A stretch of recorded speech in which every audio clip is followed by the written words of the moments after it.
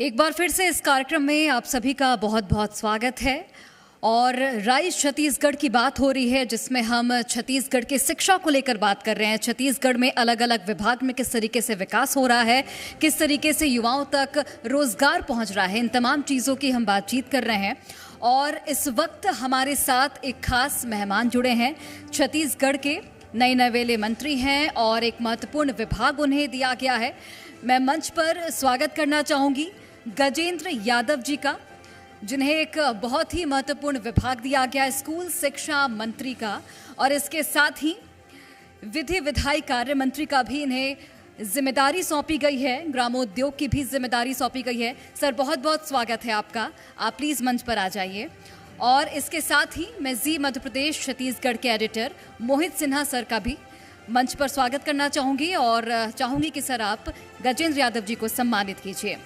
तो गजेंद्र यादव जी, जो कि स्कूल शिक्षा मंत्री, एक बड़ी जिम्मेदारी उन्हें दी गई है कि शिक्षा के क्षेत्र में किस तरीके से छत्तीसगढ़ का विकास किया जाए, किस तरीके से एक एक बच्चे तक शिक्षा पहुंच पाए, और एक छत्तीसगढ़ शिक्षित समाज के रूप में, शिक्षित राज्य के रूप में अग्रणी है ही। और आने वाले वक्त में क्या कुछ विजन है सरकार का, इसे लेकर भी हम गजेंद्र यादव जी से बातचीत करेंगे। अब मैं मंच पर बुलाना चाहूँगी मेरी सहयोगी तृप्ति सोनी को, और हम चर्चा की शुरुआत करेंगे। और इसके साथ ही हम जानेंगे किस तरीके से सरकार का विजन है और शिक्षा के क्षेत्र में किस तरीके से आने वाले वक्त में क्या कुछ बदलाव देखने को मिल सकते हैं। ओवर टू यू तृप्ति। शुक्रिया सोनाली, आप भी आइए, हम चर्चा करेंगे।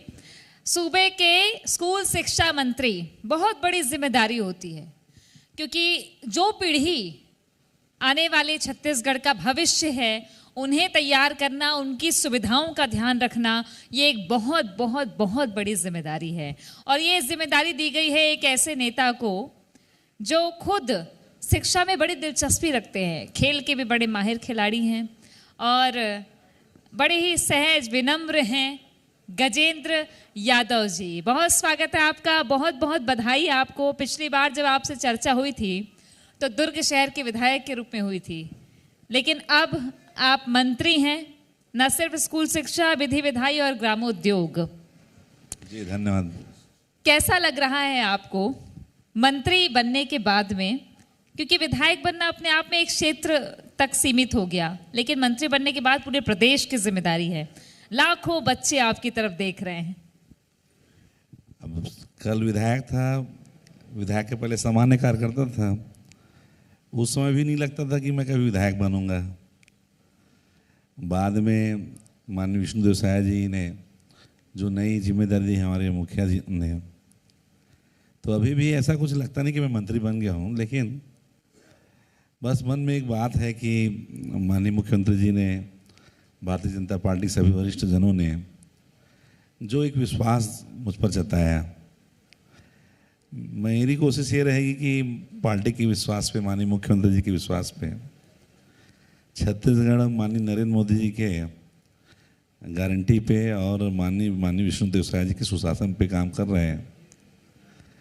अपन ऐसा करें कि आने वाली हमारी पीढ़ियाँ, उनका भविष्य बहुत उज्ज्वलमय हो, शिक्षा के दृष्टिकोण से, खेल के दृष्टिकोण से, शारीरिक, मानसिक, बौद्धिक दक्षता में विकास हो और बेहतर शिक्षा व्यवस्था हम सरकारी स्कूलों में दे सकें, ऐसा करने की बहुत इच्छा है। और आप सबका मार्गदर्शन लेते हुए अपन बहुत अच्छा काम करने का प्रयास करेंगे। जब से मंत्रिमंडल विस्तार की चर्चा थी, सुगबुगाहट थी, तब से एक नाम लगभग तय बताया जा रहा था, गजेंद्र यादव का, और वही हुआ। आपको एक बड़ी जिम्मेदारी सौंपी गई है, 3 विभाग, और तीनों ही महत्वपूर्ण विभाग हैं, वो सौंपा गया है। तो क्या उम्मीद रखें, क्या रोड मैप है, क्या विजन है आपका? मैं तो सबसे पहले माननीय मुख्यमंत्री जी श्रद्धेय विष्णुदेव साय जी को धन्यवाद देता हूँ, जिन्होंने स्कूल शिक्षा जैसे एक महत्वपूर्ण विभाग, जो मूलभूत सुविधाओं में सबसे पहले बच्चों का जो शिक्षा महत्वपूर्ण है, उनके उज्जवल भविष्य के लिए, आने वाली पीढ़ी के लिए जो उन्होंने एक बड़ा जिम्मेदारी जो दिया, उसके लिए हमारा आभार व्यक्त करता हूँ। साथ साथ ग्रामोद्योग विभाग, हम लोग सब जान रहे हैं कि हमारे प्रधानमंत्री श्रद्धेय Narendra Modi ji local for vocal इस देश से आह्वान किया है। पहले भी हमारे देश की अर्थव्यवस्था ग्रामीण आधारित हुआ करती थी। गांव के लोग ही सब प्रकार के काम करते थे और वहीं से अर्थव्यवस्था चलती थी। तो ऐसा बहुत महत्वपूर्ण अभी काम करने का बहुत स्कोप है। ग्रामोद्योग विभाग उन्होंने मुझे दिया और हम लोग कानून विभाग विधि विधायी भी उन्होंने दिया, इसके लिए मैं बहुत आभार व्यक्त करता हूँ। अच्छा, स्कूल शिक्षा विभाग की मैं बात करूंगी अगर, तो प्रदेश की सबसे बड़ी वर्कफोर्स टीचर्स स्कूल शिक्षा विभाग में 30 लाख से ज़्यादा बच्चे, एक बहुत बड़ी जिम्मेदारी है। विधायक रहते स्कूलों को लेकर, बच्चों को लेकर, शिक्षकों को लेकर आपके सामने कुछ बातें आई होंगी, समस्याएं भी आई होंगी, तो आप पूरे प्रदेश के कैनवास पे उसे देखना है आपको, तो आप इसको चुनौती मान रहे हैं या पहले से सोच कर रखे हैं कि किस तरीके से काम करना है? चुनौती तो मैं नहीं मानता, क्योंकि स्कूल शिक्षा में काम करने का पहले भी मेरा अनुभव रहा है। मैं डॉक्टर रमन सरकार के समय भारत स्काउट गाइड का चीफ कमिश्नर के नाते काम किया हूँ, तो इस विभाग को बहुत अच्छे से समझता हूँ। इनकी कार्य पद्धति मुझे समझ में आती है। और आप जो बोल रहे हैं कि लगभग 40 लाख सरकारी स्कूल में पढ़ने वाले बच्चे हैं, लगभग 7 लाख, जिसमें 1,80,000 टीचर हैं, रसोइया हैं, महिला स्व सहायता समूह, ऐसे 7 लाख लोग उसे डायरेक्ट इनडायरेक्ट जुड़े हुए कर्मचारी हैं। एक बहुत बड़ा विभाग है और ये बड़ा विभाग की जिम्मेदारी वास्तव में मैं चुनौती नहीं मानता, लेकिन बहुत आनंदपूर्ण काम करूंगा ऐसा मुझे लगता है। स्कूल शिक्षा विभाग आपके पास है, कई ऐसी हम खबरें देखते हैं, कई ऐसे वीडियोस भी आते हैं कि स्कूल की हालत जर्जर है कई जगह पर। वहाँ पर शौचालय की व्यवस्था नहीं है, पेयजल की उचित व्यवस्था नहीं है। अब आप चूँकि मंत्री हैं और वो विभाग संभाल रहे हैं, आने वाले वक्त में क्या बदलाव देखने को मिलेगा? देखिए, मैं कुछ चीज़ें स्पष्ट करना चाहता हूँ। किसी भी गांव में कुछ हो ना हो, सरकारी स्कूल जरूर रहता है। और हमारे प्रदेश में कई ऐसे स्कूल हैं जो 100 साल से भी ज़्यादा पुराने हैं। कई ऐसे स्कूल हैं जो अभी नए नए नवीन 10 साल, 5 साल, 2 साल, 3 साल खुले ऐसे स्कूल हैं। तो स्वाभाविक रूप से अगर कोई 100 साल पुराना है, 80 साल पुराना है, उस समय की बिल्डिंग, उस समय की व्यवस्थाएं और आज की आवश्यकताएं, दोनों में बहुत बदलाव है। तो हम ये नहीं कहते कि 100% सब स्कूल बहुत अच्छी बिल्डिंग है, 100% स्कूलों में पानी की व्यवस्था है पीने की, 100% स्वच्छता का नहीं व्यवस्था है। लेकिन हम लोग एक प्लान में कल सबसे पहले कार्यभार ग्रहण करते ही सारे HODs और हमारे स्कूल शिक्षा से और जुड़े हुए सारे अधिकारियों को मैं एक ज्वाइंट बैठक कर लिया हूँ। एक निश्चित हम मान रहे हैं, चूँकि हमारा छत्तीसगढ़ बलरामपुर, रामानुजगंज से जसपुर, जसपुर से सुकमा, सुकमा से बीजापुर, ये बहुत बड़ा भूभाग है जो अलग अलग विशेषताएं हैं, अलग अलग वहाँ के क्षेत्र की बोली है, भाषा है, रहन सहन, जीवन पद्धतियाँ सबका अलग है। सबको अपन एक तराजू नहीं तोल सकते। तो मैं पहले ये टारगेट किया हूँ कि संभाग वाइज, जिला वाइज जहाँ जो विशेषताएं हैं वो एक एक जिलों के उपलब्धियों के आधार पे अपन एक टारगेट करेंगे, ताकि हमारी शिक्षा व्यवस्था बहुत बेहतर हो सके। अच्छा, शाला विकास समिति सालों से इसकी परंपरा रही है, शाला विकास समिति की। हम देखते हैं कि तत्काल में सरकार की एक प्रक्रिया होती है किसी भी काम को कराने के लिए, लेकिन अगर शाला विकास समिति के माध्यम से स्कूलों में अलग अलग कार्य कराए जाएं, तो उसके लिए आप कुछ सोचते हैं क्या कि छोटे मोटे काम जो हैं, बुनियादी सुविधाएं हैं, वो शाला विकास समिति पर्याप्त है, कर सकती है, उसको जागरूक किया जा सकता है उसके लिए? देखिए, शाला विकास समिति निर्माण काम के लिए नहीं होती। पहली बात, शाला विकास समिति स्कूल के पालक और स्कूल में पढ़ाने वाले टीचरों के बीच में एक मध्यस्थ की भूमिका अदा करता है। शाला विकास समिति काम ये है कि टीचर आ रहे हैं नहीं आ रहा है, पढ़ाई हो रही नहीं हो रही है, कोई बहुत लंबे अंतराल तक कोई शिक्षक अनुपस्थित तो नहीं है, कोई शिक्षक का व्यवहार विद्यालय के अनुरूप है कि नहीं है, बच्चों के हिसाब से है कि नहीं है, ये सब देख रेख और जिस स्थान पे वो स्कूल है वहाँ के आसपास के लोगों का भी जुड़ाव स्कूल के प्रति रहे, आकर्षण रहे, सिर्फ पालक ही नहीं, दूसरे और अन्य जो लोग आसपास जो निवासरत रहते हैं उस वार्ड में, उस गांव में, उनका जुड़ाव उस स्कूल के रहे, इसलिए हम शाला विकास समिति बनाते हैं। निर्माण जो है, निर्माण के लिए छत्तीसगढ़ गवर्नमेंट की अलग अलग एजेंसियां होती है, अधिकारी होते हैं, बीओ हैं, डीओ हैं, गवर्नमेंट पीडब्ल्यूडी है, ग्रामीण यांत्रिकी सेवा संभाग है। तो जो मांग आती है, शाला विकास समिति काम है अपने जनप्रतिनिधियों से, स्थानीय प्रशासन से मांग करें और मांग के आधार पे उसमें स्वीकृति, प्रशासकीय स्वीकृति उस वर्ग की करके, मान लो मरम्मत काम है, लोकल लेवल पे हो सकता है, कोई बड़ा बिल्डिंग का काम है, कोई योजना में आ सकती है तो वो विभाग के तहत हो सकता है। कुछ काम बहुत बड़े हैं जो स्थानीय विधायक, स्थानीय सांसद, नगर पालिका ये अपने मत से कर सकती है, और उसे कोई बड़ा काम है तो विधायक राज्य शासन से मांग करके उसको स्थानीय बजट में जोड़ के, जैसे नए बिल्डिंग है हाई स्कूल के, हायर सेकेंडरी के, जो करोड़ों की बिल्डिंग है, तो सबके काम करने की कार्य पद्धतियाँ अलग अलग हैं। शाला विकास समिति नीचे का एक बड़ा महत्वपूर्ण कड़ी हो सकता है।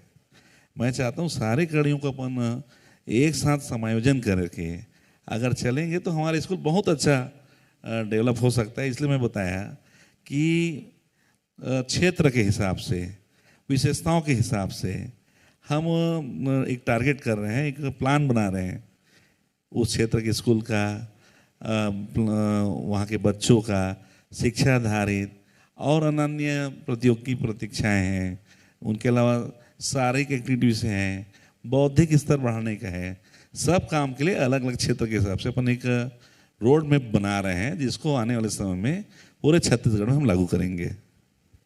स्कूलों में हम शिक्षकों की कमी की बात करें तो उसके लिए सरकार ने युक्ति युक्तकरण जो है वो लाया, और भारी विरोध कहीं ना कहीं शिक्षकों का देखने को मिला।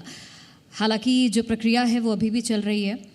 आप जिस तरीके से हम अभी भी कई स्कूलों में देखते हैं कि शिक्षकों की कमी होती है, एक शिक्षक के भरोसे कई जो क्लासेस हैं उसके छात्र होते हैं, अब युक्ति युक्तकरण को आप आगे किस तरीके से आप बढ़ाएंगे और उसके लिए क्या आप सोचते हैं, क्या राय रखते हैं? देखिए, युक्ति युक्तिकरण समय के हिसाब से बहुत आवश्यक था, और मैं तो धन्यवाद देता हूं हमारे माननीय मुख्यमंत्री शास्त्री विष्णुदेव साय जी का, जिन्होंने एक अच्छा निर्णय युक्ति युक्तिकरण के रूप में लिया। क्योंकि जैसे असमानता की बात मैं कर रहा हूँ, शहरों में ऐसा देखा जाता है कि शिक्षक बहुत पर्याप्त मात्रा में रहते हैं, लेकिन उनकी तुलना में बच्चों की संख्या कम रहती है। वही अपन ग्रामीण परिवेश में जाएंगे, गांव में जाएंगे, तो गांव में बच्चों की संख्या ज़्यादा रहती है, लेकिन उनकी तुलना में शिक्षकों की कमी बहुत, शिक्षकों की संख्या बहुत कम रहता है।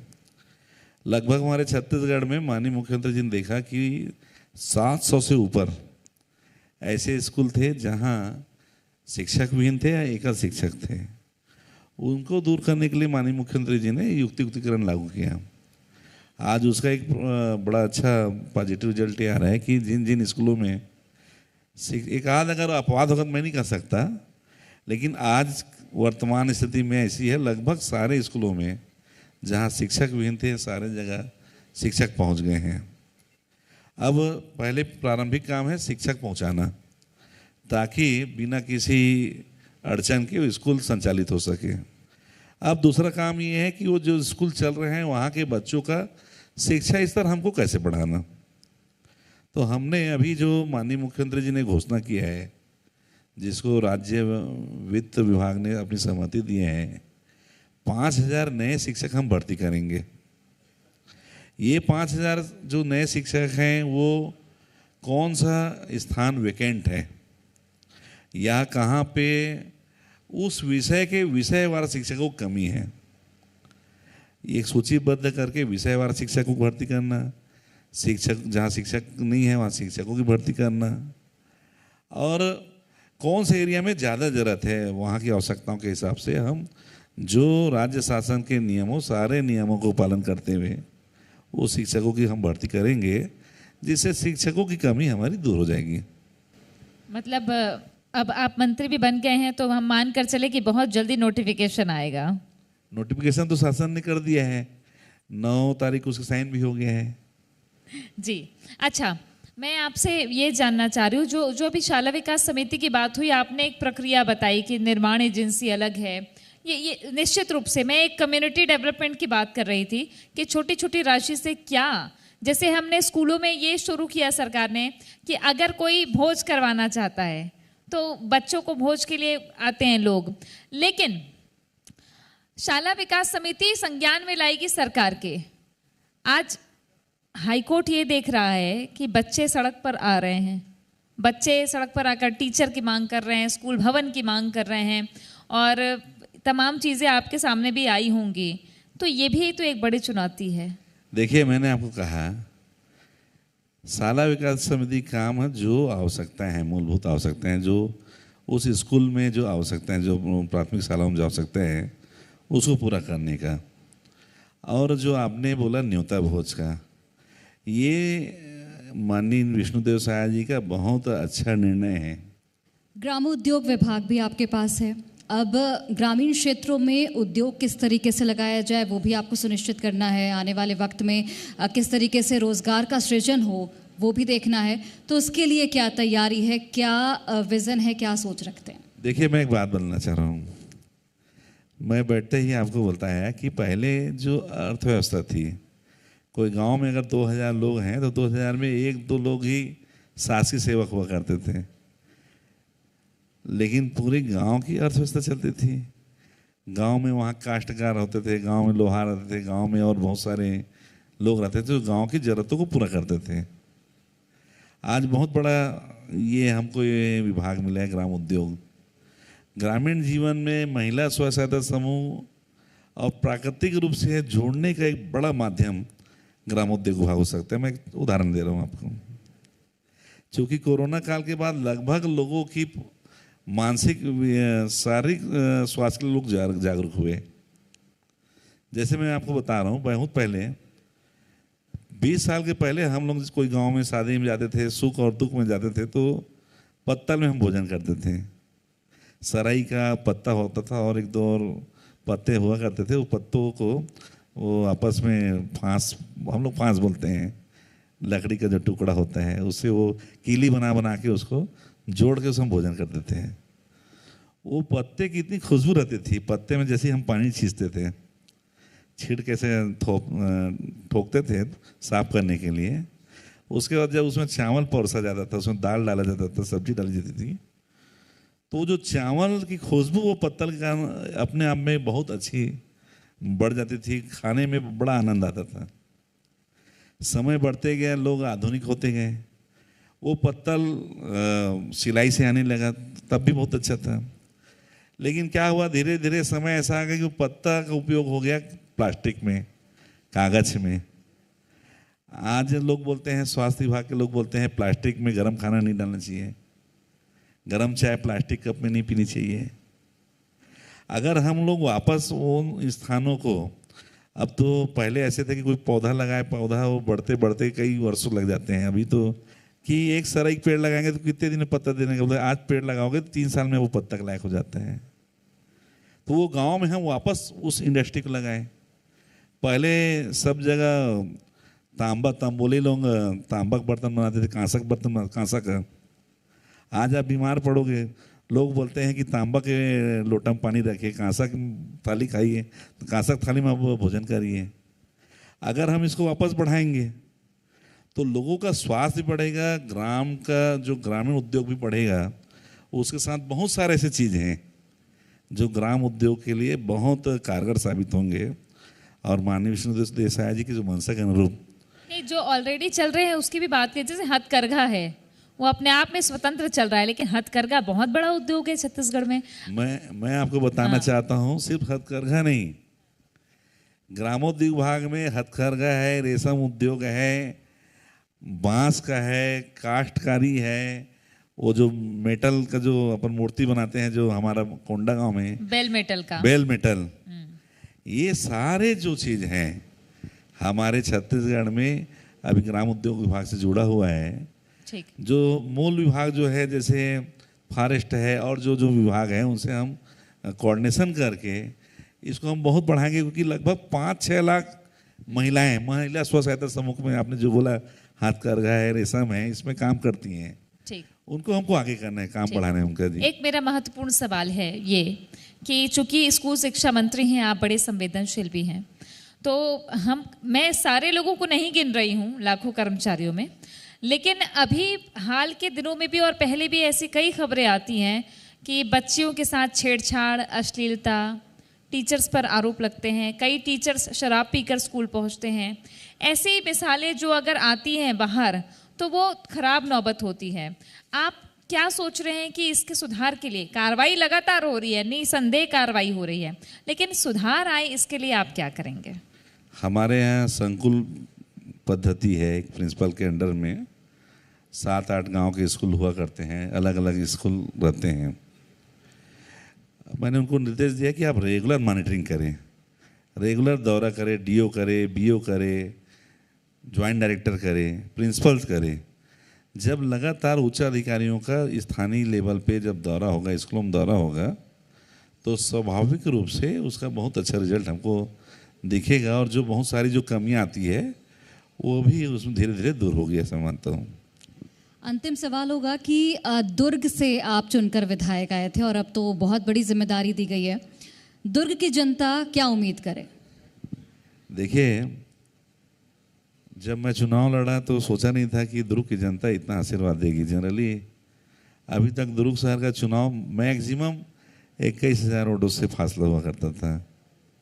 पहली बार ऐसा हुआ कि 49,000 से ज़्यादा वोट से मैं चुनाव जीता हूँ। तो स्वाभाविक रूप से 1.5 लाख मतदाता में अगर हम 49,000 वोट से जीत रहे हैं तो लोगों का बहुत अपेक्षा, बहुत विश्वास और बहुत आशीर्वाद जनता ने, दुर्ग की जनता ने मुझे दिया। आपके माध्यम से मैं दुर्ग शहर की जनता को पूर्णतः आश्वस्त करना चाहता हूँ, जिस भरोसे के साथ, जिस विश्वास के साथ उन्होंने मुझे जिताया, मैं उसमें खरा उतरूँगा। अभी लगातार हमारे दुर्ग में रोज़ 50 करोड़ का रोड प्रशासनिक स्वीकृति मिल रहे हैं, लगभग 7 रोड हमको मिल चुके हैं। भारत के इतिहास, दुर्ग के इतिहास में आज तक कभी इतने 4 लेन स्वीकृत नहीं हुए, इतने सड़कें स्वीकृत नहीं हुई। अभी माननीय विष्णुदेव साय जी का आशीर्वाद से स्वीकृत हुआ। अभी मैं चुनाव जीते ही माननीय मुख्यमंत्री जी से, माननीय वित्त मंत्री से निवेदन किया था कि दुर्ग में एक नालंदा परिसर हो। नालंदा परिसर का काम चल रहा है, 2 स्टेडियम बन रहे हैं, एक बैडमिंटन कोर्ट बन रहा है, एक स्विमिंग कोर्ट बन रहा है, काम चल रहा है। और एक बीसीसीआई के सहयोग से अभी रविशंकर स्टेडियम बनने वाला है, उसका प्रोसेस चल रहा है। एक उरला है, वहाँ भी स्टेडियम का काम चल रहा है। ऐसे खेल के लिए, शिक्षा के लिए और आने वाले समय में रोजगार के लिए आईआईटी भिलाई के सहयोग से हम आईटी पार्क भी बनाने वाले हैं। स्वास्थ्य के लिए हमने 9 करोड़ रुपये अभी स्वीकृत कराया है। एक जिला अस्पताल को बहुत अच्छा हम बना रहे हैं, उसका काम चालू हो गया है। 2 साल में दुर्ग में एक नयापन दिखेगा, आप देख लीजिएगा। चलिए, और दुर्ग की जनता मेरे ख्याल से आश्वस्त रहे, क्योंकि हर क्षेत्र में विकास का वादा किया है गजेंद्र यादव जी ने। बहुत बहुत धन्यवाद सर आपका हमसे बातचीत करने के लिए, और उम्मीद है कि जो भी आपने लक्ष्य तय किया है उसे आप बखूबी हासिल करें, बखूबी अपने कार्य को निभाएं। बहुत धन्यवाद आपका। ओवर टू यू तृप्ति। शुक्रिया सोनाली। और मैं अनुरोध करूंगी जी मध्य प्रदेश छत्तीसगढ़ के एडिटर मोहित सिन्हा जी से कि वे हमारे खास मेहमान स्कूल शिक्षा मंत्री गजेंद्र यादव जी को प्रतीक चिन्ह दें। ये वो स्मृतियां हैं जो इस मंच के माध्यम से पूरे प्रदेश भर में जा रही हैं, और लोग याद रखेंगे गजेंद्र यादव की एक एक बात कि उन्होंने कहा है कि नए मंत्री बनने के बाद स्कूल शिक्षा की जिम्मेदारी वो किस तरीके से निभाएंगे, और एक विज़न बेहतर हो, यही कामना पूरा प्रदेश कर रहा है। बहुत शुक्रिया आपका मंत्री गजेंद्र यादव जी।